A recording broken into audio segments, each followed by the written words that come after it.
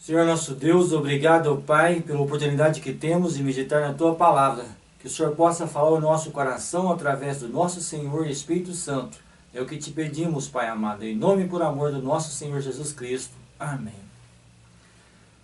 Queridos irmãos, em Romanos, capítulo 7, versos 14, nós lemos: Porque bem sabemos que a lei é espiritual, eu todavia sou carnal, vendido à escravidão do pecado. Verso 19: Porque não faço o bem que prefiro, mas o mal que não quero, esse eu faço. Aqui o apóstolo Paulo descreve uma condição de vida como sendo escravo do pecado, carnal, vendido sob a escravidão do pecado, não conseguindo fazer o bem que quer, e fazendo o mal, mas sim fazendo o mal que não quer. Infelizmente, muitas pessoas têm usado esse texto como querendo comprovar a impossibilidade de ficarmos livres do pecado. Essas pessoas têm usado esse texto para tentar convencer outras pessoas que a plena libertação do pecado é impossível. Então elas colocam da seguinte forma: olha, essa é a experiência de uma pessoa convertida. Veja, foi o apóstolo Paulo que escreveu isso, após ter se convertido. E se ele, o apóstolo Paulo, vivia como escravo do pecado, se essa é a experiência do apóstolo Paulo como escravo do pecado, então parece que essas pessoas concluem que essa é a vida normal de uma pessoa convertida, e portanto é impossível viver sem a escravidão do pecado. Bom, veja bem, nós não concordamos com esse ponto de vista, com essa interpretação desse texto. Nós não concordamos com as pessoas que usam esse texto para defender a crença da impossibilidade de uma plena libertação do pecado. Nós não acreditamos assim, nós não pensamos assim. Mas infelizmente muitas pessoas influentes dentro da igreja, e eu me refiro à igreja adventista, estão usando esse texto para defender o pecado. Bom, veja bem, no contexto, todos os textos bíblicos que nós analisamos, eles nunca devem ser analisados de uma forma isolada. Esse é um princípio que nós adventistas temos, do qual nós não podemos abrir mão. E é o que faremos com esse texto.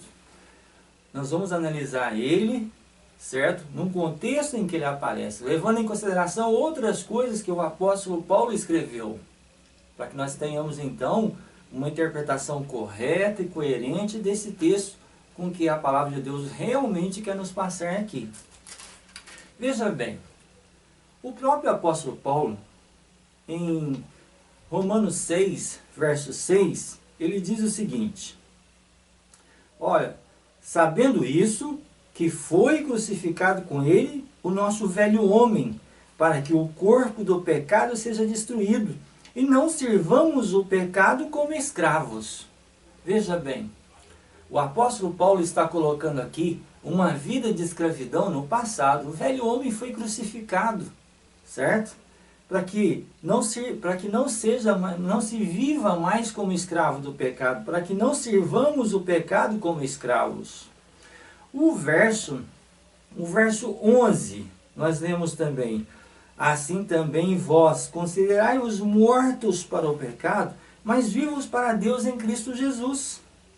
Olha só o verso 12: não reine, portanto, o pecado em vosso corpo mortal, de maneira que obedeçais às suas paixões.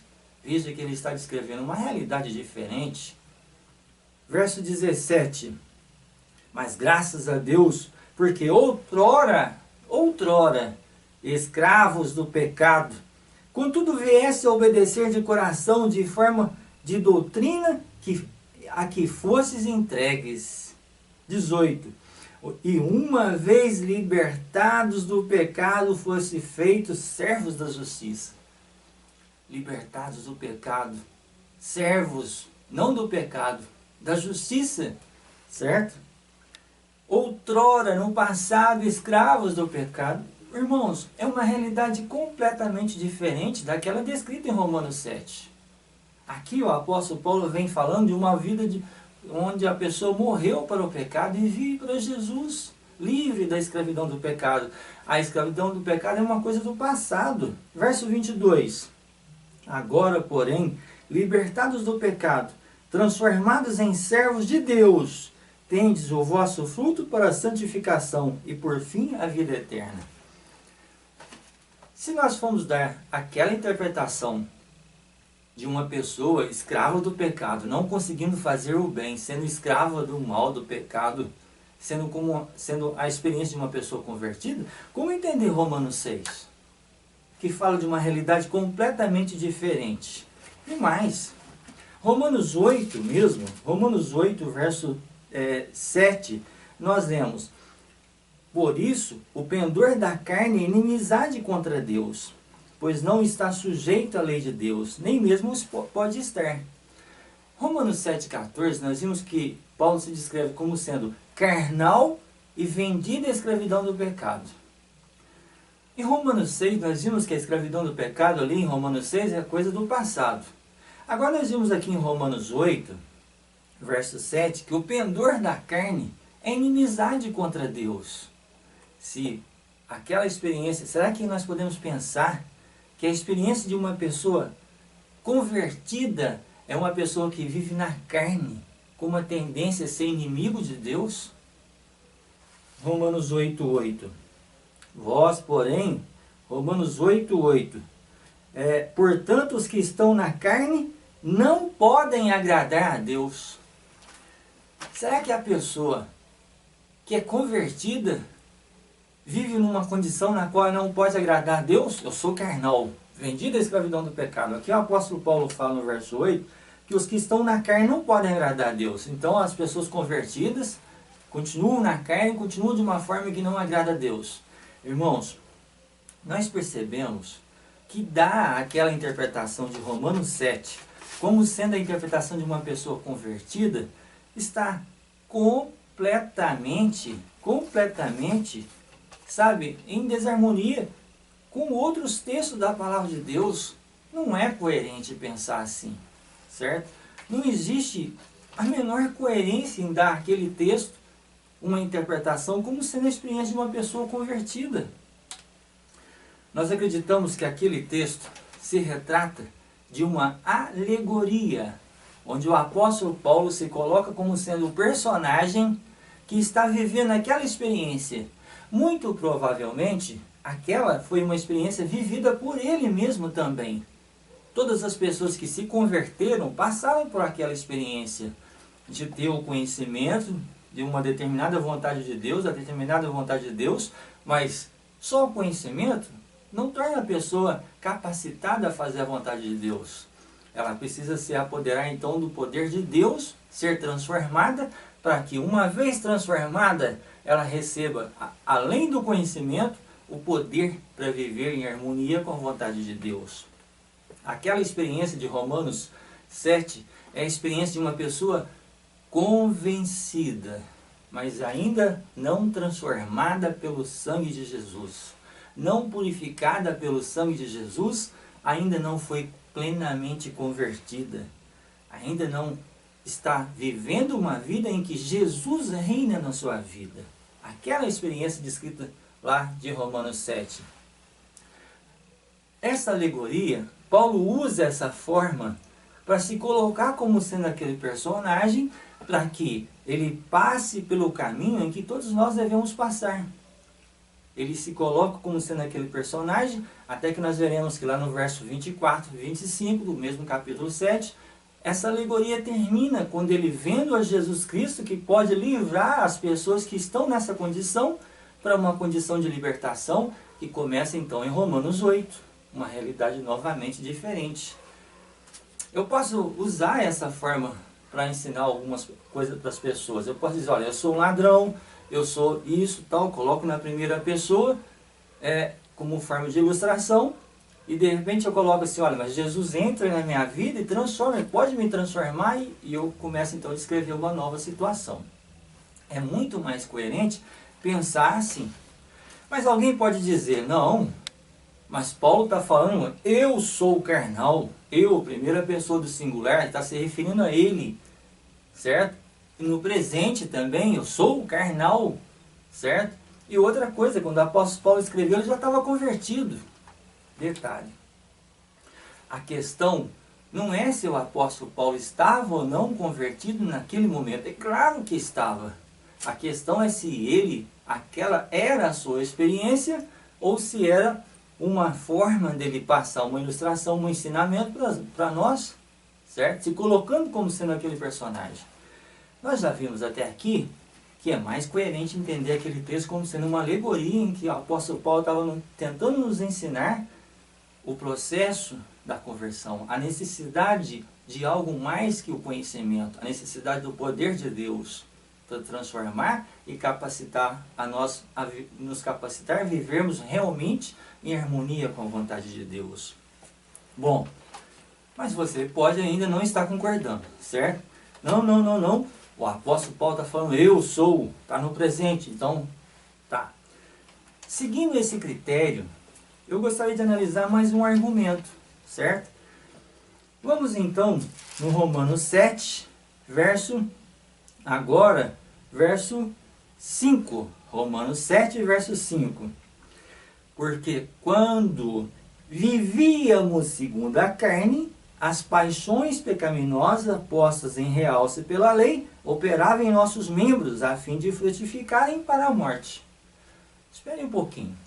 Se você argumenta que aquela é a experiência de uma pessoa convertida, porque Paulo estava falando a respeito dele mesmo e no presente, vamos levar esse mesmo raciocínio para esse verso aqui em 7,5, Romanos 7,5, porque agora o apóstolo Paulo fala que viver na carne para ele é coisa do que mesmo? Do passado, porque quando vivíamos, ele está se incluindo aqui, vivíamos na carne, aí então, quando nós vivíamos na carne, as paixões pecaminosas postas em realce pela lei operavam em nossos membros, a fim de frutificarem para a morte. As paixões dominando então, e viver na carne é coisa do passado, vivíamos, certo? Vamos ver o capítulo 8, verso 5. Qual era a realidade de Paulo no presente, aqui agora nesse verso? 8,4, aliás. A fim de que o preceito da lei se cumprisse em nós, que não andamos segundo a carne, mas segundo o Espírito.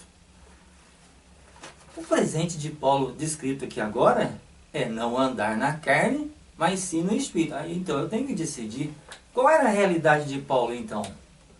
Era aquela de 7,14 ou essa de 7,5 e 8,4? Certo? Percebe que eu não posso analisar Romanos 7,14 como sendo o presente de Paulo? Certo? Porque Paulo passa uma outra realidade em Romanos 7,5 e em Romanos 8,4. Viver na carne é coisa do passado. Nós vamos agora para outro livro, embora seja outro livro do mesmo autor, Efésios 2, versos de 1 a 3. Nós veremos o apóstolo Paulo falando também dessa questão de viver na carne. Veja bem o que ele nos fala aqui. Ele vos deu vida, estando vós mortos em vossos delitos e pecados. Efésios 2:1. Nos quais andastes outrora, segundo o curso deste mundo, segundo o príncipe da potestade do ar, do espírito que agora atua nos filhos da desobediência, entre os quais também todos nós andamos outrora, segundo as inclinações da nossa carne, fazendo a vontade da carne e dos pensamentos, e éramos por natureza filhos da ira, como também os demais. Será que uma pessoa convertida vive como filho da ira na carne? Porque é isso que o apóstolo Paulo está falando aqui, em Efésios 2:3. E percebe que para ele andar na carne era coisa de outrora, coisa do passado. Queridos irmãos, nós não podemos tentar atuar como advogado do pecado e usando argumentos assim, sabe? Usando textos fora do contexto assim, para isso não é coerente. É tentar se enganar, enganar-se a si mesmo, enganar outras pessoas, e isso vai trazer consequências muito tristes, fazer com que nós percamos a nossa salvação e, pior, levar outras pessoas para a perdição. Nós devemos orar para que a palavra de Deus nos fale de uma forma de nos traga mensagem de libertação. É isso que Deus quer operar em nossa vida. É essa libertação que Deus quer operar na nossa vida. Olha só. Bom, essa interpretação, essa visão, ou melhor, essa alegoria do apóstolo Paulo, ela começa no verso 14 e ela termina no verso 24 e 25, onde Paulo fala assim: desventurado homem que sou, quem me livrará do corpo dessa morte? Graças a Deus por Jesus Cristo, nosso Senhor, de maneira que eu de mim mesmo, com a minha mente, sou escravo da lei de Deus, mas segundo a carne, da lei do pecado. Então no verso 24 ele fala: desventurado homem que sou, quem me livrará? Percebe que está no futuro a libertação aqui. Ele dá graças a Deus depois, porque ele vê Jesus Cristo como alguém que pode libertar da situação miserável que ele está descrevendo aqui. E aqui no verso 8, então, ele começa a descrever uma nova realidade. Agora, pois, já nenhuma condenação há para os que estão em Cristo Jesus. Algumas traduções colocam que não andam segundo a carne, mas sim segundo o Espírito. Romanos 8:1 então termina aquela alegoria e vem uma nova realidade. A realidade vivida por alguém que realmente está convertida, que é alguém que realmente se entregou completamente a Cristo. Cristo reina no coração, não o pecado. Pois bem, essa visão coerente do capítulo 7 de Romanos é a visão que nós adventistas temos. As duas últimas lições sobre o livro de Romanos, uma de 1990, a outra de 2010, tem essas interpretações. Por quê? Nem poderia ser diferente se a lição desse uma interpretação que não fosse coerente com o contexto. A lição, quando estudou o capítulo 7, ela havia acabado de terminar de estudar o capítulo 6, uma realidade de vitória. Iria estudar capítulo 8, que é uma realidade de vitória. Como colocar o capítulo 7, então, nesse contexto? Então, não seria coerente, e foi exatamente isso que a lição fez. Ela foi coerente com a palavra de Deus. Nós temos no nosso blog, www.euquerocristo.com, uma apostila em que nós temos vários textos dessas lições da Escola Sabatina, e temos alguns outros argumentos, deixando bem claro que Romanos 7 não pode ser usado como justificativo para continuarmos vivendo nessa lama do pecado, certo?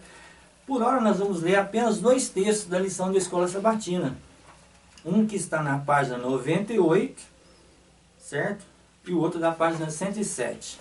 Veja bem, meus queridos, infelizmente, nós vamos ler da lição de 2010, da última lição, apenas dessa lição, e na apostila você vai encontrar texto dessa lição e da lição de 1990. Então, página 98 da lição de 2010.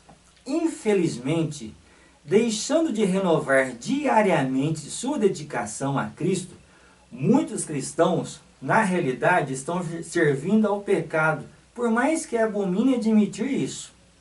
Racionalizam que estão passando pela experiência normal de santificação e que simplesmente ainda têm um longo caminho a percorrer. Assim, em vez de levar os pecados conhecidos a Cristo e pedir a vitória sobre eles, escondem-se atrás de Romanos 7, que lhes diz: pensam eles que é impossível fazer o que é certo. Na realidade, esse capítulo está dizendo que é impossível fazer o que é certo quando a pessoa está escravizada ao pecado. Mas a vitória é possível em Jesus Cristo. Percebe? como a lição é clara e maravilhosa, nós não devemos usar Romanos, nos esconder atrás de Romanos 7. Pensa, não, é normal, é um processo de santificação, vai demorar. Não é assim que Deus quer que nós vejamos o poder dele de nos libertar, certo? Olha só esse texto interessante aqui na página 107. Em Cristo Jesus está em contraste, veja bem, em Cristo Jesus está em contraste com na carne, ou seja, está em Cristo, está em contraste com o que está na carne. Também está em contraste com a experiência detalhada no capítulo 7, em que Paulo descreve como sendo carnal a pessoa que está sob a condenação antes de render a Cristo, significando que é escrava do pecado. A pessoa está sob a condenação da morte. Verso 11, 13 e 24. Serve a lei do pecado, verso 23 e 25. Essa pessoa está em uma terrível condição de desgraça, verso 24. Irmãos, é escravo do pecado porque ainda não se rendeu a Cristo. É isso que a lição está colocando. Então, a lição coloca que existe um contraste entre estar em Cristo e a experiência de Romanos 7. Agora, por que alguns ainda insistem em defender que Romanos 7 é a experiência? Não, não é possível viver livre do pecado. Olha lá Romanos 7. Sabe? Infelizmente, é isso que está acontecendo. Deus quer que nós vivamos não segundo a carne. Lá em Gálatas, capítulo 5, nós vemos um texto que é bem conhecido dos irmãos. Viver na carne é viver dando os frutos da carne. Viver no Espírito é viver uma vida que tem o fruto do Espírito. É o que fala em Gálatas. E eu não vejo dificuldade, eu não sei porque teólogos, pessoas que deveriam estar ensinando, parece que precisam aprender coisas elementares, sabe? Teólogos que são quase que idolatrados, não entendem a responsabilidade que eles têm de não influenciar pessoas para a morte. Gálatas 5, viver na carne, verso 19. Ora, as obras da carne são conhecidas, e são prostituição, impureza, lascívia, idolatria, feitiçaria, inimizade, porfia, ciúme, iras, discórdias, dissensões, facções, invejas, bebedices, glutonarias, coisas semelhantes a essa, a respeito das quais eu vos declaro que já outrora vos preveni, que não herdarão o reino de Deus os que tais coisas praticam. Defender que uma vida de conversão é uma vida onde a pessoa continua na carne escrava do pecado, talvez seja por isso que nós vivemos um cristianismo em que essas coisas sejam tão presentes. Porque nós queremos as duas coisas, sabe? Queremos nos dizer convertidos, acreditar que essa experiência miserável que estamos vivendo é a experiência de uma pessoa convertida, em que estão presentes essas coisas aqui. Facção, maledicência, inveja, sabe? Ganância, os frutos da carne. A carne tem que morrer. Jesus tem que reinar no nosso coração, para que então venham os frutos do Espírito. Mas o fruto do Espírito, é amor, alegria, paz, longanimidade, benignidade, bondade, fidelidade, mansidão, domínio próprio. Contra essas coisas não há lei. Muito em breve vai se levantar um povo dentre o nosso povo. Não para formar uma nova denominação, não um povo que vai viver dentro da nossa igreja. A última geração, uma geração que não vai usar argumentos para defender a carne. Uma geração que vai buscar o poder de Deus para ser transformado para a honra e glória do nome dele. Essa geração vai ser a geração que vai estar preparada para passar pelo tempo de angústia, onde já não haverá mais um intercessor. Cristo estará com eles, capacitando-os a viver, a continuarem livres do pecado. A cada minuto eles sentem a necessidade de Cristo. Não estarão sem Jesus, estarão na companhia de Jesus. Porém, as pessoas que não se prepararem para esse momento estarão perdidas para sempre. As pessoas que continuarem escravas do pecado, a partir do momento do fechamento da porta da graça, não terão mais oportunidade, porque Cristo não estará mais atuando como intercessor. essa última geração, por estar contemplando a Cristo, terá uma visão humilde de si mesmo. Sempre estarão fazendo oração como Davi: Senhor, sonda o meu coração, vê se há em mim algum caminho imperfeito e guia-me pelo caminho eterno. Pessoas humildes, santas, transformadas, lavadas pelo sangue do Cordeiro, para a honra e glória de Deus. Mas dificilmente as pessoas que estão usando Romanos 7 como desculpa para o pecado estarão entre essas pessoas. É agora que nós devemos nos despertar para a vontade de Deus. É agora que nós devemos nos animar, dobrar o nosso joelho e buscar a verdadeira santificação. Buscar a verdadeira conversão. Nos entender que a nossa condição, talvez realmente no presente, seja essa aqui. Conhece um monte de coisa da Bíblia, conhece a Bíblia de Gênesis e Apocalipse, mas não consegue dominar a língua. Tenta não falar mal das pessoas, não consegue deixar de ser ganancioso. Percebe? Não é porque isso é normal. Não é que essa é a experiência normal de uma pessoa convertida, não. Essa é uma experiência de uma pessoa convencida, mas que ainda não está sob o domínio do poder de Deus. Porque, queridos, aonde abundou o pecado, superabundou a graça. Deus é maior que o poder do pecado. Ele pode nos libertar. E Ele está ansioso para fazer essa libertação na nossa vida. Nós oramos para que essa geração que vai se libertar do pecado e vai se preparar para a breve volta de Jesus, seja a nossa geração. Vamos lutar por isso. Nós vamos ler um último texto aqui, que é maravilhoso, que eu acho que fica perfeitamente claro a vontade de Deus para nós e a realidade de uma pessoa convertida.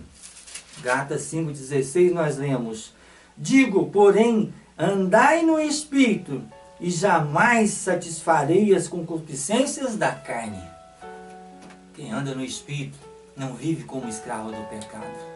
Quem anda no Espírito realmente sob o comando do poder do Senhor Espírito Santo, onde Ele reina, onde Ele é Jesus no nosso coração, tem pensamentos santos, desejos santos, a língua santificada e a mente santificada, os olhos santificados, lavados todo integralmente pelo sangue do Cordeiro, não por mérito próprio, mas para a honra e glória daquele que faz aquela obra, essa obra maravilhosa.